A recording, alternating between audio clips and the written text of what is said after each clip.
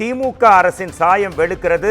மத நல்லிணக்க பேரணி தொடர்பாக தமிழக வெற்றி கழகம் அனுமதி கோரி இருந்த நிலையில் அந்த அனுமதி மறுக்கப்பட்டிருப்பதை அடுத்து தமிழக வெற்றி கழகத்தின் கொள்கை பரப்பு செயலாளர் அறிக்கை ஒன்றை வெளியிட்டிருக்கிறார். திமுக அரசின் சாயம் வெளுக்கிறது. இது தொடர்பாக விசிக தலைவர் திருமாவளவனின் நிகழ்ச்சி ஒன்றில் விரக்தியோடு பேசியிருக்கிறார் என்றும், மத நல்லிணக்க பேரணிக்கு அனுமதி மறுப்பது என்பது திமுகவின் இரட்டை வேட கபட நாடகத்தை அரங்கேற்றுவதாகவும், பிளவுவாத அரசியல் செய்பவர்களுக்கு மட்டும் அனுமதி கிடைப்பது என்பது திமுக அரசு தன் பலத்தை பயன்படுத்துவதாகவும் அது தவறு என்றும் குறிப்பிடப்பட்டிருக்கிறது. திமுக அரசின் சாயம் வெளுத்து வருவதை அதன் கூட்டணி கட்சியினரும் மக்களுமே உணர்ந்து வருகின்றனர் என்றும், எல்லாவற்றிற்கும் சேர்த்து 2026 ஒரு நல்ல முடிவு தமிழக வெற்றி கழக தலைவர் மூலம் தமிழக மக்களுக்கு கிடைக்கும் என்றும் தமிழக வெற்றி கழகத்தின் கொள்கை பரப்பு செயலாளர் ராஜ்மோகன் அந்த நீண்ட அறிக்கையில் தெரிவித்திருக்கிறார். மத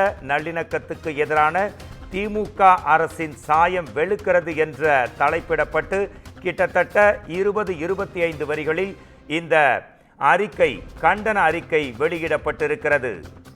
மத நல்லிணக்க பேரணிக்கு அனுமதி மறுப்பது என்பது பிளவுவாத அரசியல் செய்பவர்களுக்கு மட்டும் அனுமதி கிடைப்பது என்பதும் திமுக அரசின் நோக்கம் என்றும், தற்போது திமுக அரசின் சாயம் வெளுத்து கொண்டே இருக்கிறது என்றும் அவர் தெரிவித்திருக்கிறார். இது குறித்து திமுக அரசின் கூட்டணி கட்சியிலேயே இருக்கும் விசிக தலைவர் திருமாவளவனே அவர் கருத்தை தெரிவித்திருக்கிறார் என்றும், 2026 எல்லாவற்றிற்கும் தமிழக மக்கள் தமிழக வெற்றி கழக தலைவர் விஜய் மூலமாக தகுந்த பாடம் புகட்டுவார்கள் என்றும் தெரிவித்திருக்கிறார். தற்போது தமிழக வெற்றி கழகத்தின் கொள்கை பரப்பு செயலாளர் ராஜ்மோகன் நம்முடன் இணைகிறார். தமிழக அரசின் சாயம் வெளுக்கிறது. மத நல்லிணக்க பேரணிக்கு அனுமதி மறுப்பது என்பது திமுக அரசின் இரட்டை வேட கபட நாடகம் என்றும், 2020 உங்கள் தலைவர் விஜய் மூலமாக மக்கள் தகுந்த பாடம் திமுகவுக்கு அளிப்பார்கள் என்றும் உங்கள் நீண்ட அறிக்கை ஒரு 25 வரிகளில் இருக்கிறது. இந்த அறிக்கையின் நோக்கம் என்ன, காரணம் என்ன, எதனால் மத நல்லிணக்க பேரணிக்கு அனுமதி மறுக்கப்பட்டது? ராஜ்மோகன். அனைவருக்கும் தமிழ் வணக்கம். நான் உங்கள் ராஜ்மோகன்.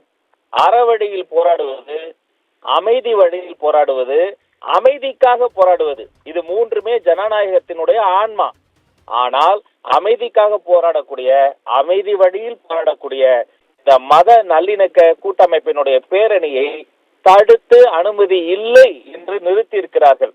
இது குறித்து மதிப்பிற்குரிய ஒடுக்கப்பட்டோரின் உரிமை குரலான விடுதலை சிறுத்தைகள் கட்சியினுடைய தலைவரான அண்ணன் திருமாவளவன் அவர்கள் பேசிய பேச்சு, அதில் இருக்கிற வார்த்தைகளில் இருக்கக்கூடிய வேதனை, வலியை உணர்ந்து சொல்கிறேன்.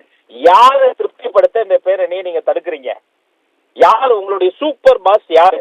இப்ப வாய்க்கு வாய், வார்த்தைக்கு வார்த்தை சமூக நீதியை பேசக்கூடிய நீங்கள் இந்த சமூக நீதியினுடைய கூறுகளில் ஒன்றாக இருக்கக்கூடிய மத நல்லிணக்க பேரணிக்கு ஏன் அனுமதி தரல?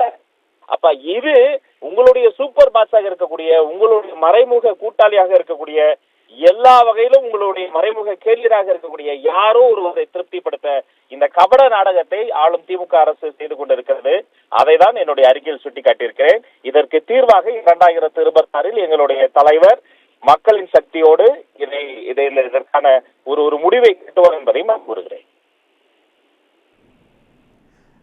திரு ராஜ்மோகன், அதாவது சில நாட்களுக்கு முன்புதான் இஃப்தார் விருந்தில் தமிழக வெற்றி கழகத்தின் தலைவர், உங்கள் தலைவர் விஜய் பங்கேற்றார். அதற்கு அனுமதி வழங்கப்பட்டதே, அதுக்கு என்ன சொல்றீங்க? ஒரு விருந்து துறப்பு என்பதும் அமைதி பேரணியும் ஒன்றா? அமைதி பேரணிக்கு அனுமதி மறுத்துருவீங்க, அப்ப இஃப்தார் நோம்புக்கு அனுமதி கொடுத்தா, நோம்பு துறப்புக்கு அனுமதி கொடுத்தா அமைதி பேரணிக்கெல்லாம் அனுமதி மறுத்துடலாமா? சமய நல்லிணக்கமும் மத நல்லிணக்கமும் இந்த மண்ணுக்கு தேவையா இல்லையா? ஆக எதற்கெல்லாம் அனுமதி தருகிறார்களோ அதை சுட்டி காட்டி, எதற்கெல்லாம் அனுமதி தரவில்லையோ அதை நம்ம நிராகரிச்சிட முடியாது. எந்த அரசியல் கட்சியாக இருந்தாலும், யாராக இருந்தாலும், ஒரு மத நல்லிணத்திற்கான ஒரு இனிஷியேட்டிவ் எடுக்கிறாங்கன்னு சொன்னா அதற்கான எல்லா வகையான வசதி வாய்ப்புகளையும் அனுமதியும் தர வேண்டியது ஒரு அரசினுடைய கடமை. அவங்க யாரோ இந்த ஊர்ல சாதி ஊர்வலம் நடக்கலையா, கட்சி ஊர்வலம் நடக்கலையா, ஏதேதோ ஊர்வலங்கள் நடக்கின்ற போது ஒரு அமைதி பேரணியை, மத நல்லிணக்க பேரணியை நடத்துவதை யார் தடுக்கிறார்கள்? யாரை திருப்திப்படுத்த, இந்த தடையை அவர்கள் விதித்தார்கள் என்பதுதான் கேள்வி. நிச்சயம் தமிழக வெற்றி கழகத்தின் கொள்கையே மத நல்லிணக்கம்தான், சமூக நீதிதான். நிச்சயமாக உங்கள் கோரிக்கை வெல்லும். வாழ்த்துக்கள் ராஜ்மோகன். நான் மோகன்ராஜ்.